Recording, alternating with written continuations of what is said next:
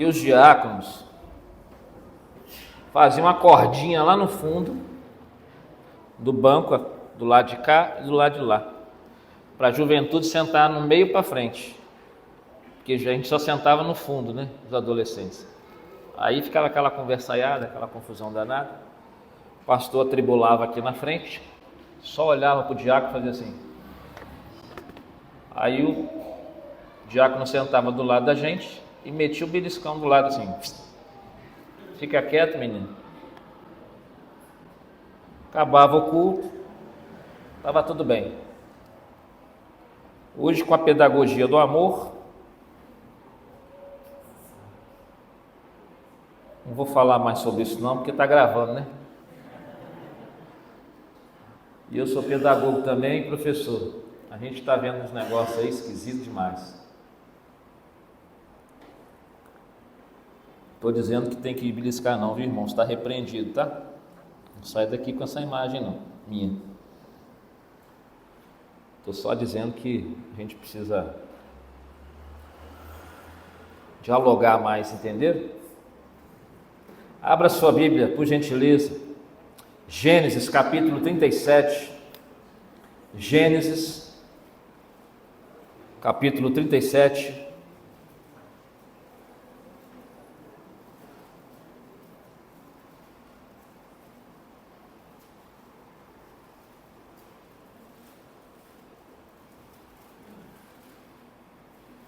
Nós vamos ler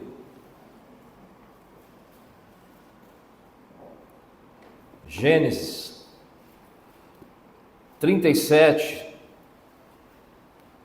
do verso 15 ao verso 36. Nós vamos fazer isso de forma alternada, ok? Livro de Gênesis, capítulo 37, do verso 15 ao verso 36. Amém? Diz assim a palavra do Senhor.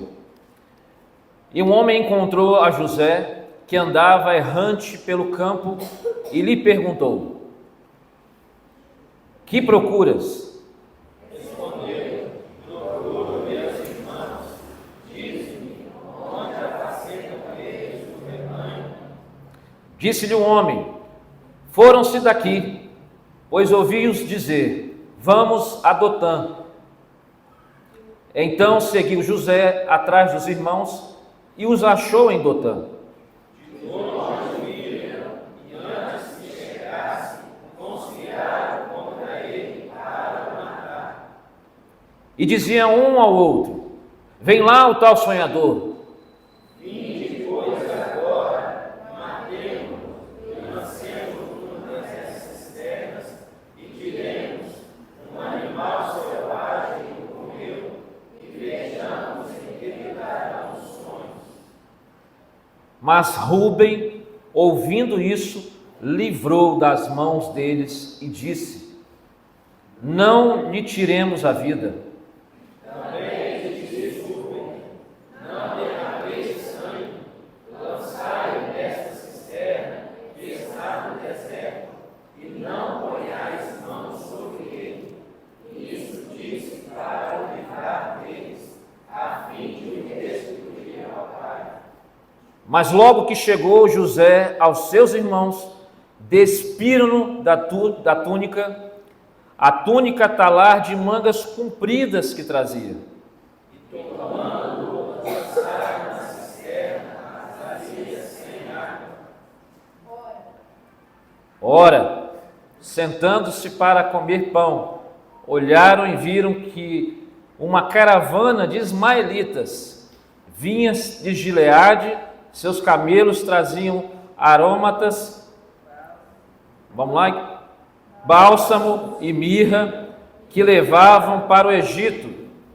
Então disse Judá a seus irmãos: de que nos aproveita matar o nosso irmão e esconder o sangue?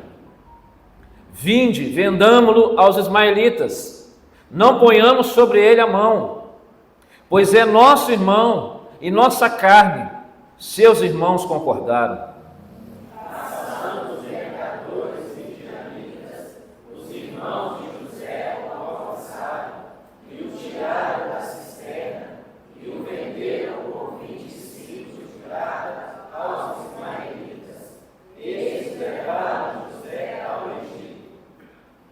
Tendo Rúben voltado à cisterna, eis que José não estava nela. Então rasgou as suas vestes. E voltando a seus irmãos, disse: Não está lá o menino, e eu para onde irei? Então tomaram a túnica de José, mataram o bode e a molharam no sangue.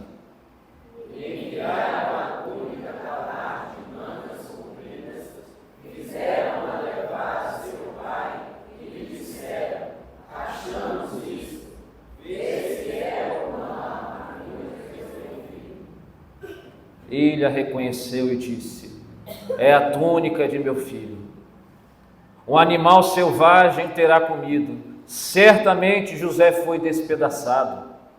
Então Jacó rasgou as suas vestes e se sentiu de pano de saco e lamentou o filho por muitos dias.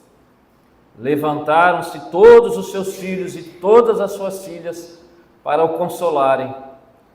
Ele, porém, recusou ser consolado e disse: Chorando, descerei a meu filho até a sepultura, e de fato o chorou seu pai. Entre mentes, os midianitas venderam José no Egito a Potifar, oficial de Faraó, comandante da guarda. Mantenha sua Bíblia aberta e vamos orar. Senhor, é a tua palavra aqui. Nós precisamos tanto, Deus, uma palavra do Senhor para os nossos corações. Gente que entrou aqui, ó Deus, agitada, acalma esse coração. Sossega, Deus, essa mente, essa alma. Em nome de Jesus. Tira a preocupação, Pai. Tira a ansiedade. Traz Espírito Santo de Deus. Cativa o nosso coração, mente, para a palavra do Senhor, para a voz do Senhor. Nos dê, ó Deus, sabedoria, conhecimento do alto, revelação da palavra do Senhor, para que possamos entender, ó Deus, e aplicar essa palavra à nossa vida, dia a dia. Nos ajude, Senhor. Em nome de Jesus. Amém. Eu queria falar, irmãos, nessa noite, sobre encarando os embates da vida. Encarando os embates da vida. A nossa vida, por vezes, ela é alterada por alguns embates. E quando a gente fala de embate, a gente tem que lembrar que embate é um choque. É uma pancada produzida por dois corpos que se encontram, ou por duas estruturas que se chocam, que se batem, ou que batem. E o embate ele pode ser apresentado pelo menos de duas formas mais práticas, como um acidente, literalmente, ou uma doença, ou um divórcio, ou um nascimento de um filho, ou a mudança de uma cidade para outra, de um trabalho, ou uma decisão importante frente à direção e à vontade de Deus para a nossa vida, que muitas vezes a gente não consegue descobrir e saber da maneira clara. O embate pode ser identificado de várias formas e de várias maneiras. O fato é que o embate ele traz um norte, uma nova direção, ou pelo menos um despertar diferente para a nossa vida. Seja qual for o caso, os embates eles sempre dão um rumo diferente, um rumo novo para nós. Seja como pessoas, seja como família, seja como igreja. E a palavra que nós acabamos de ler relata exatamente a jornada de um jovem cuja a vida foi um cenário de desgraça, de luta, de embate, onde ele jamais imaginou viver. Pense você dentro de uma família, dentro de uma relação com seus irmãos, onde você acha que tudo está em paz, que tudo está tranquilo, que tudo está certo, que parece que tudo está estabelecido e as coisas começam então a ruir nas relações. Há ciúme, há inveja, há um sentimento de que há predileção, e essa predileção de fato ela acontece, mas ela nos olhos e no coração dos filhos, ela é superativada. E o texto fala de forma abrupta e violenta, um trama que alterou o curso da vida de José. José, com toda a sua história, ele conhece o embate da violência, do ódio, da ação muitas vezes desumana, que acontece exatamente dentro da sua casa, dentro da sua família. Mas é interessante que, mesmo jovem e mesmo tirado de forma violenta do seio do seu lar, ele se dirige para o Egito. E o Egito, a gente sabe que tem alguma música aí? É lá, né? Eu achei que era aqui, falei, ué.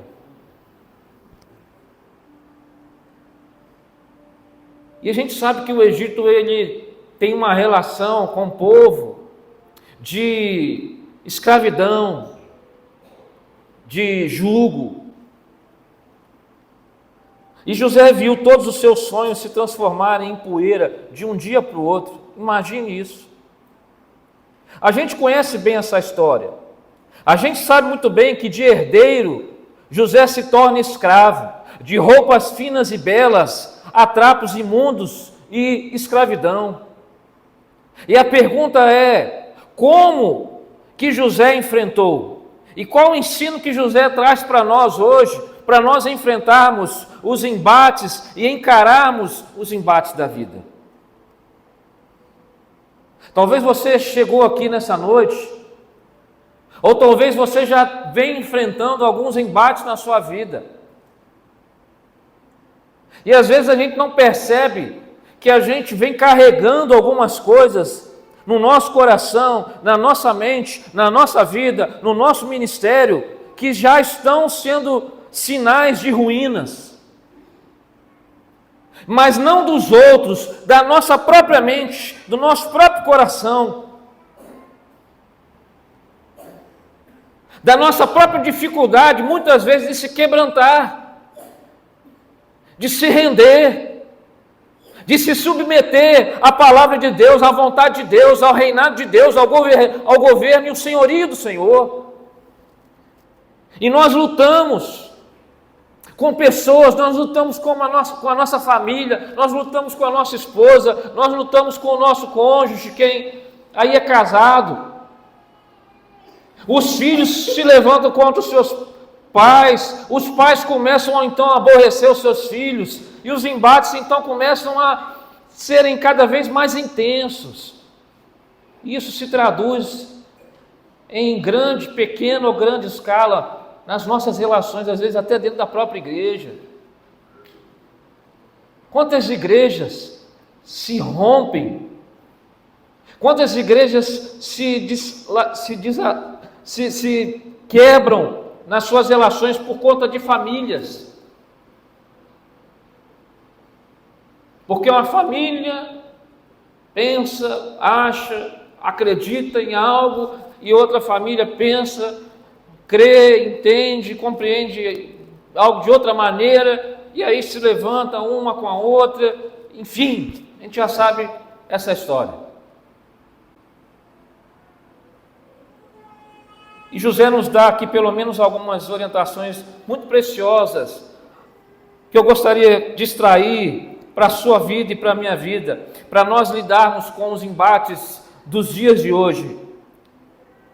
Primeiro aspecto importante que eu vejo nesse texto, que José nos salta, é que quando nós deixamos com que as circunstâncias alterem o nosso coração, nós fugimos do propósito de Deus. José manteve o seu coração inalterado a despeito do cenário e da situação que ele viveu. José jamais permitiu que as circunstâncias, sejam elas favoráveis ou desfavoráveis, alterassem o conteúdo do seu coração, ou seja, alterassem a essência dele, alterassem quem ele de fato era diante de Deus, diante do seu pai, diante dos seus próprios irmãos. As situações, por pior que foram, jamais mudaram os rumos do coração de José. Seu coração sempre foi o mesmo, quer nos momentos de alegria, quer nos momentos de tristeza. O texto vai dizer que José não percebeu e não notou o olhar, a trama, todas aquelas circunstâncias que foram sendo geradas pelos seus irmãos.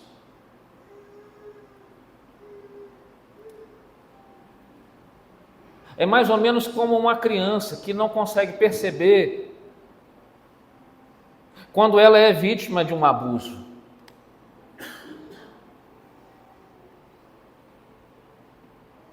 Ela é envolvida, ela é atraída pelo abusador e ela não consegue ter a concepção de que aquilo é algo mal, é algo ruim para ela.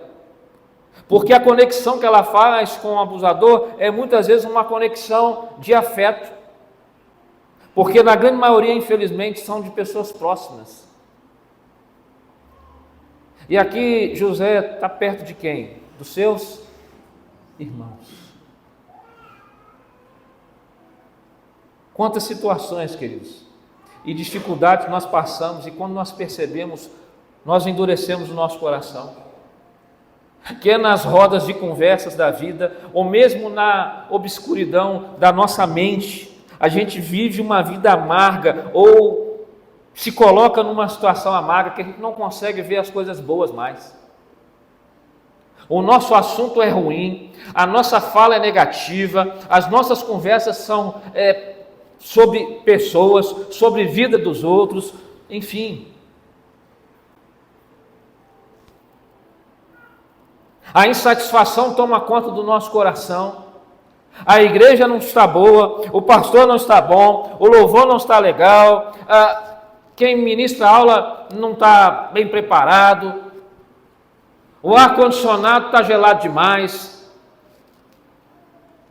A gente começa a ver coisas periféricas, secundárias, terciárias, e a gente esquece das principais, da história que Deus fez, tão linda aqui contada, de 22 anos, das pessoas que Deus levantou, daquilo que Deus tem feito hoje na sua vida, na vida dessa igreja, naquilo que Deus está fazendo e ainda tem por fazer. O coração de José era o mesmo, quer diante dos olhares atentos de quem? Dos servos do palácio, quer no silêncio tentador de quem? Da casa vazia de Potifar. A gente sabe muito bem na história que o coração de José, ele permaneceu inalterado, nos mostrando exatamente que a gente deve permanecer firme diante dos embates da vida, porque ele foi ali confrontado pelo pecado de forma abrupta, mas ele não se rendeu àquela realidade.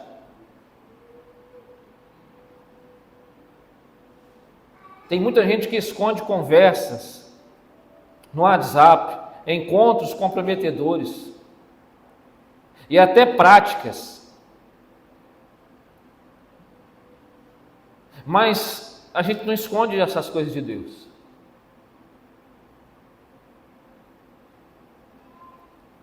José não mudou o seu comportamento. Ele não abriu mão, ele não abriu concessão em relação àquilo que Deus tinha para fazer através dele e por meio dele, na casa de Potifar. Nós sabemos da história, como que Deus honrou José, qual a situação que Deus colocou José, em que patamar Deus estabeleceu para que José estivesse em meio a tantas dificuldades, longe de casa, vendo o seu povo sendo escravizado, e depois entrando em confronto com os seus irmãos, em uma situação de miséria, onde eles vão pedir a quem? Ajuda, sem saberem que era o seu irmão. Eles dão de cara com José. E era a hora de José fazer o quê? Agora é a minha vez de revidar.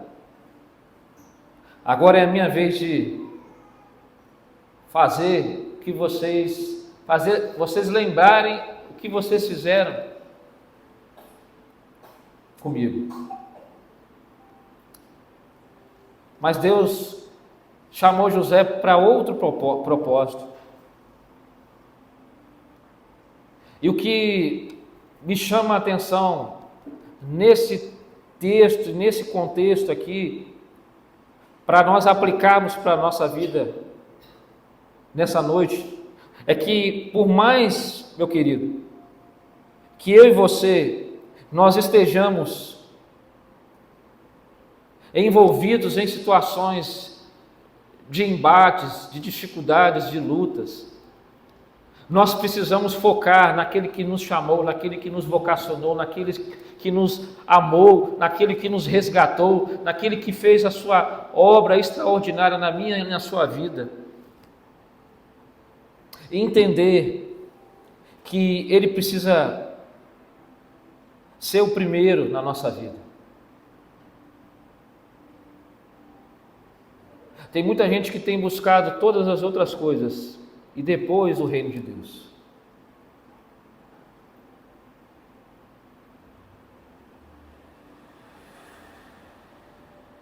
A gente fala, Deus vem ser Senhor da nossa vida. Você já percebeu a seriedade disso? Eu não sei se foi de manhã ou se foi agora à noite, um cântico que nós cantamos aqui. Eu até queria que a letra fosse... Eu depois vou ver se eu pego aqui na minha memória aqui. Um cântico com uma profundidade bíblica extraordinária. Acho que foi pela manhã. Mas que se nós não entendemos, irmãos, que o que nós cantamos, nós precisamos viver. Até porque nós não cantamos como o mundo canta. Nós louvamos. É diferente. E nós adoramos através da nossa vida, do nosso comportamento, do nosso testemunho, da nossa postura. Não dá para entender crente com a cara amarrada, crente com aquele sentimento sempre de tristeza. Você ter luta, você ter dificuldade, meu irmão, você vai ter, preste atenção nisso. Quem já passou pela fase do primeiro, segundo ano ali do Evangelho, já entendeu que as coisas elas são difíceis quando nós nos entregamos para Jesus. Só que a diferença é quando nós não conhecemos ou não entendemos, ou não entendíamos, perdão, o Evangelho, o plano salvífico de Jesus, estava tudo certo. Mas uma vez que fomos resgatados, que fomos então atraídos por Deus, e as coisas então acontecem do ponto de vista espiritual, e a gente sempre ouve como pastor, e aí como líder de célula, enfim, como membro, a gente vai perceber isso quando as pessoas se convertem, se achegam para o Evangelho, ela diz assim, nossa, as coisas parecem que apertaram mais, pastor, mudaram, o negócio ficou mais difícil. Não é que ficou mais difícil, é que a gente, eu digo a gente porque eu também passei por isso, a gente estava vivendo o quê? No pecado, para o pecado e para o pecado. Nós não tínhamos dimensão das Escrituras, nós não tínhamos dimensão do Evangelho, nós não tínhamos dimensão do plano de Jesus, nós não tínhamos dimensão de absolutamente nada do ponto de vista espiritual. E aí os embates, as lutas começam a acontecer. Porque você começa então a entender a necessidade de buscar uma vida santa, de buscar uma vida consagrada, de buscar uma vida de testemunho com Deus. Um pastor amigo meu estava pregando e ele tem o mesmo problema que eu, a questão da visão. De longe assim, não enxerga nada. E ele pregando, a igreja é muito grande, e ele pregando, e tinha uma irmã com a cara bem assim, sisuda, e etc. E ele, pastor, quando você é pastor novo, você fica muito preocupado, né, com o público.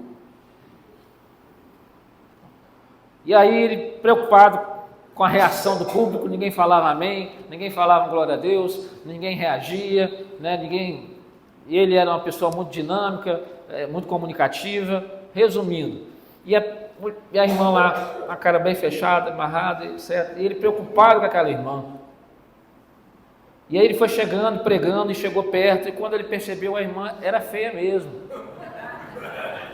era uma questão de beleza ali, né, humanamente falando. Não era que a irmã estava brava com ele, coisa do tipo. Mas agora, bobagem, né? Uma bobagem. Porque a gente não prega, a gente não fala do Evangelho, a gente não fala de Jesus com a expectativa de ter, como é que eu posso dizer? Ter um feedback do ponto de vista visual. A gente está falando da palavra, a gente está falando do Evangelho. E quem vai tocar, quem vai quebrantar é o Espírito Santo de Deus.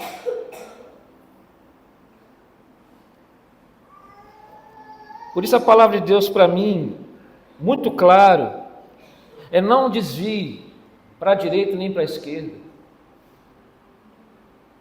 Você está num propósito, você está num chamado, você está respondendo à vocação que Deus lhe deu, que Deus imputou a você. Você está aqui para cumprir a vontade do Senhor, de servir a sua obra. Então não importa as lutas, os embates, por mais duros que sejam, porque nós fomos acolhidos pelo Senhor, amém? Nós fomos amados por Ele. Ele é o mesmo ontem, Ele é o mesmo hoje, Ele é o mesmo eternamente.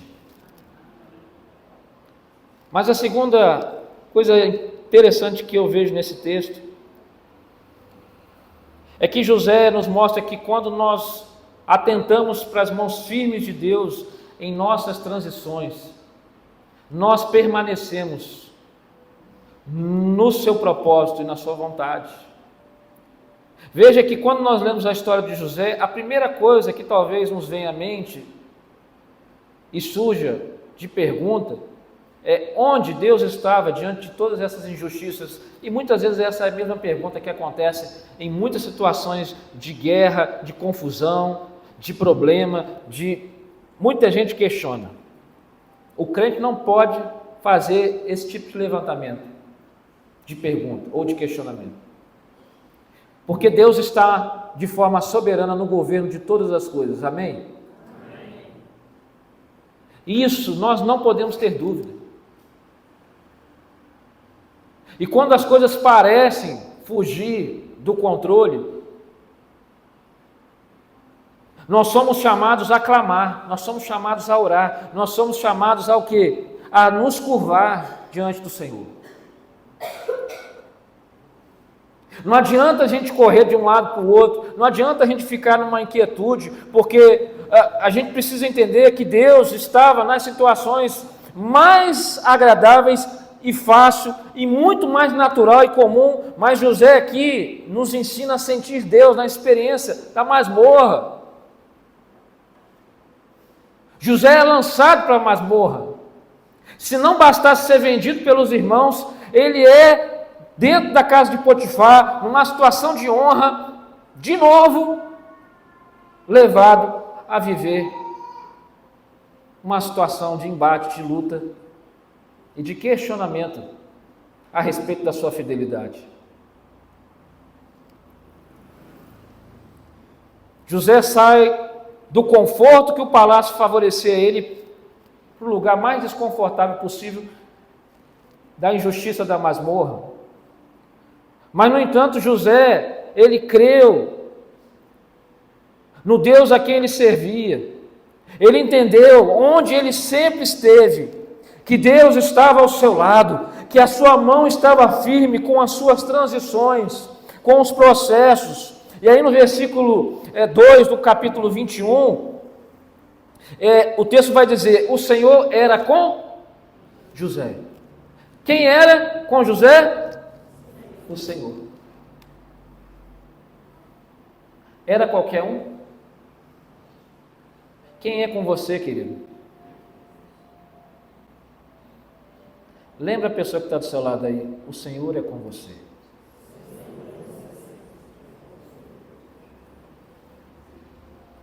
O Senhor é com você.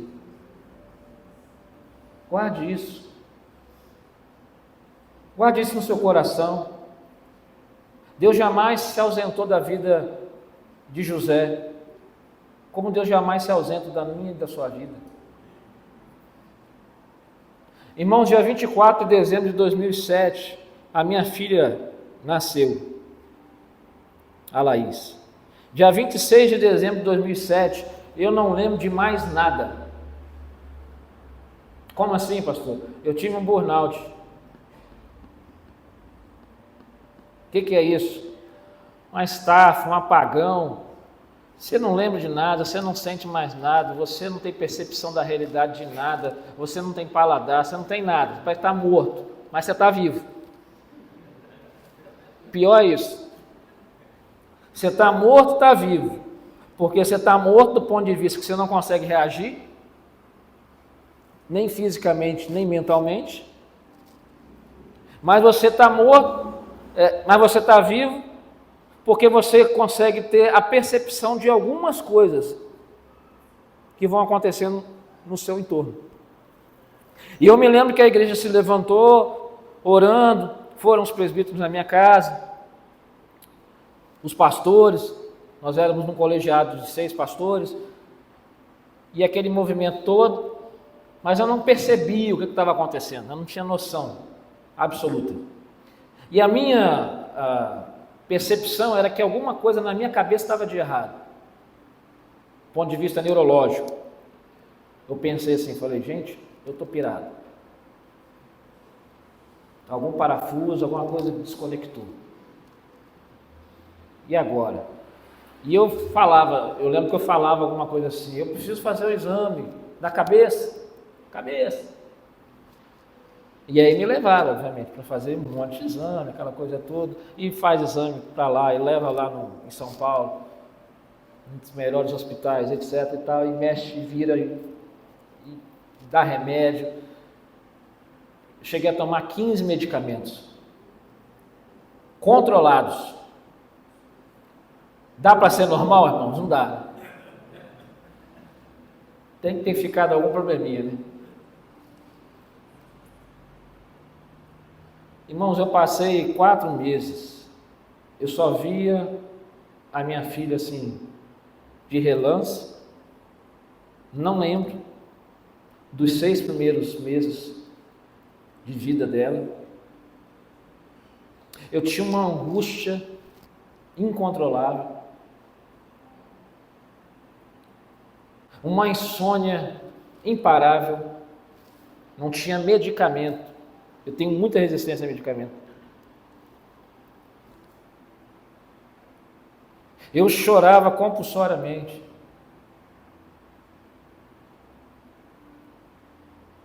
Com isso desencadeou a depressão, com isso o pânico e dentre outros transtornos. Resumindo a ópera, eu fiquei mais ou menos uns 8 meses afastado, mas sendo bem cuidado pela igreja. Voltei para o Espírito Santo. Eu estava no interior de São Paulo, Sorocaba. E aí outro processo começou na minha vida. Por que eu estou falando isso? Porque a gente, como crente, a gente muitas vezes não entende algumas coisas. E eu fui estudar, fui depois, enfim, buscar conhecimento sobre a questão de transtorno, a questão da própria depressão, a questão, enfim. Não sei se tem alguém que é psicólogo aqui, ou psicanalista da área. Nós temos mais de 100 tipos de transtornos. Preste atenção nisso.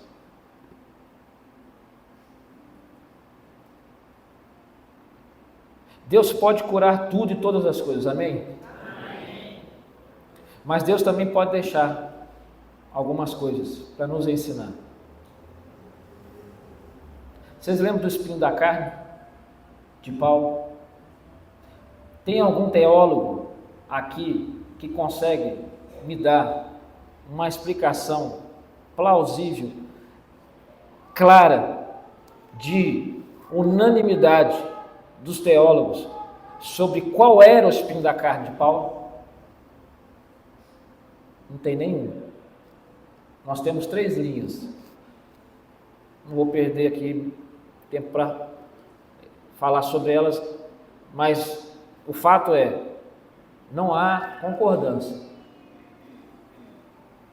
Tem coisas que Deus permite e Deus deixa nas nossas vidas para a gente ter algumas percepções.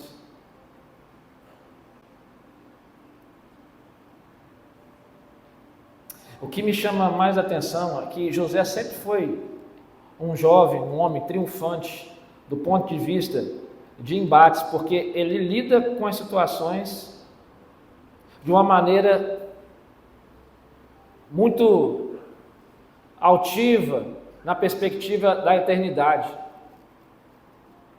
da certeza de que Deus estava com ele. Tanto que o texto repete que o Senhor era com José pelo menos 4 vezes, tem mais vezes,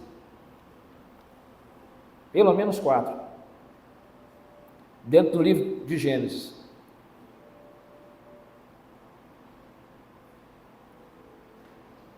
Ele foi capaz de transformar todas as ações, por mais desumanas que fossem contra ele, em oportunidades de crescimento.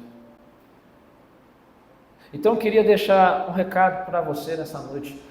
Faça dos embates, das lutas, oportunidades para servir ao Senhor. Faça das oportunidades momentos para você falar do Senhor Jesus para as pessoas. Se você sofre com algum problema, com alguma doença, fale sobre isso. Você sabe por quê? Porque tem gente que acha que muitas vezes nós, como crentes, nós não passamos lutas, nós não passamos dificuldades, nós não temos que lidar com algumas coisas constantes que acontecem muitas vezes na nossa vida, como um transtorno, como uma depressão, como um pânico, alguma coisa desse sentido, e as pessoas ficam com medo de se achegarem perto da igreja, porque fica parecendo que a igreja é um lugar de pessoas super espirituais, de pessoas que não têm a sensibilidade de perceber de que ela tem um problema, mas esse problema não impede dela avançar, dela caminhar com Jesus, dela ser um discípulo de Jesus, enfim, de servir na obra. Vocês estão entendendo o que eu estou falando, sim ou não?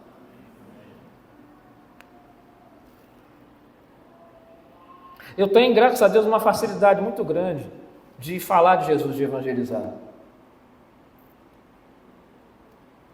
Do nada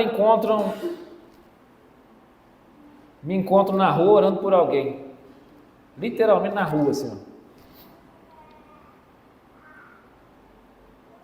É óbvio que essa facilidade que eu tenho, ela foi adquirida, mas foi algo que é da minha personalidade. Eu não posso exigir, pressionar isso a outras pessoas. Como pastor, às vezes a gente é tentado a isso, mas a gente não pode de jeito nenhum. Mas uma coisa eu posso desafiar, e você pode fazer. Toda oportunidade que você tiver, fale do amor de Jesus, fale da graça.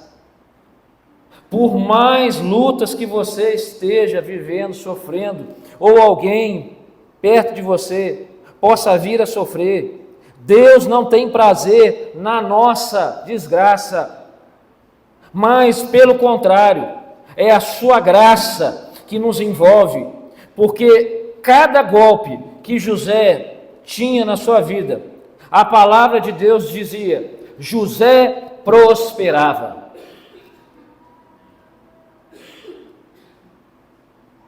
O Senhor era com José e José prosperava. O Senhor era com José e José prosperava. O Senhor era com José e José prosperava. Vamos orar? Jesus foi alguém que enfrentou publicanos, fariseus, saduceus, essênios, gente religiosa de tudo que é esfera.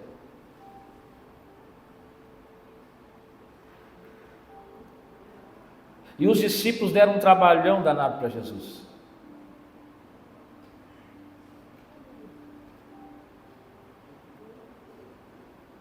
Os mais próximos, Pedro, Tiago e João, ele focou, trouxe para perto. Mas Pedro também de vez em quando dava umas rateadas e deu. Mas Jesus desistiu? Não.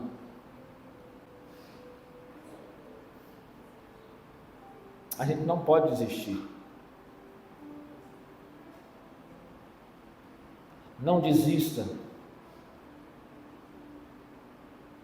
do chamado de Deus para a sua vida, do propósito de Deus.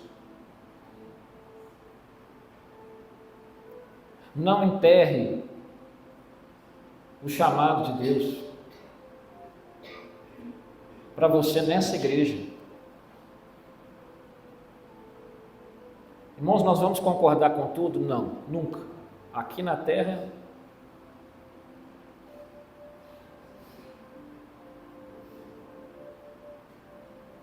mas, assim como na família, assim como no trabalho, a gente precisa aprender a lidar com as nossas diferenças. Um afia o outro. É na igreja que nós somos o quê? Afiados, desafiados, confrontados com o nosso pecado, com a nossa arrogância,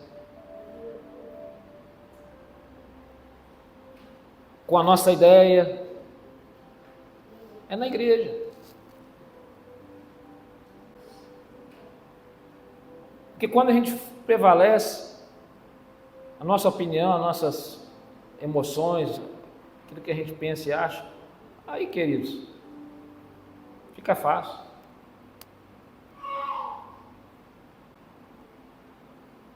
Quem é casado aí sabe o que eu estou falando.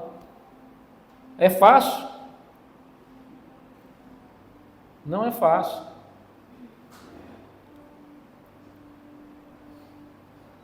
Agora é mais difícil ainda. Só.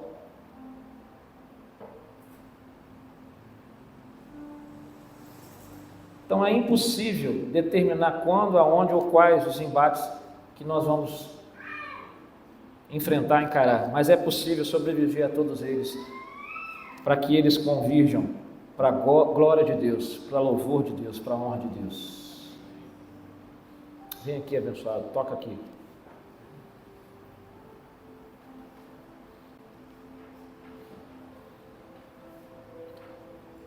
Queria que você orasse aí com, não sei quem está perto de você, se é esposa, se é filho, se é amigo. Você percebeu alguém sozinho aí?